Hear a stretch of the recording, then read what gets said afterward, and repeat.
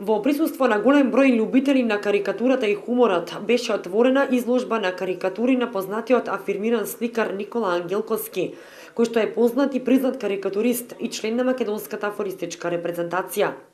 Неговиот начин на изразување е карактеристичен и можеби единствен во светот. Големи пофалби има од луѓето кои што ја познаваат оваа проблематика на изработка на карикатури. На изложбата се поместени 30 на карикатури од поновата продукција на Ангелковски и истата побуди голем интерес кај публиката. Ова се ликови на познати личности или 12, односно 8 личности кои посебно го инспирирале во животот, тие се поместени во неговиот каталог и додадени се уште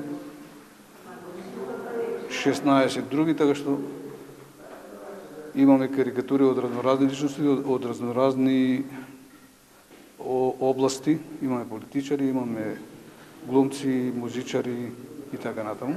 Пред присутните беше промовирана и најновата збирка на афоризми на македонскиот афористичар Витомир Долински од Струга, под наслов Крематориум за бесмртни. Витомир Долински ни е познат повеќе како новинар, дописник на македонската радио и телевизија, но во последно време го напушти новинарството и пак се врати на сатирата. И ова е прво негово дело од областта на афоризмот. Прва збирка со афоризми, инаку претходно има издадено неколку поетски книги и книги од истражувачка дејност. Во рамките на вечерта на македонскиот афоризам и карикатура, Сдруженијето на граѓани афористичка репрезентација на Македонија го одржа своето второ редовно годишно собрание. За претседател на Сдруженијето повторно беше избран Јане Атанасов, афористичар од Кочани.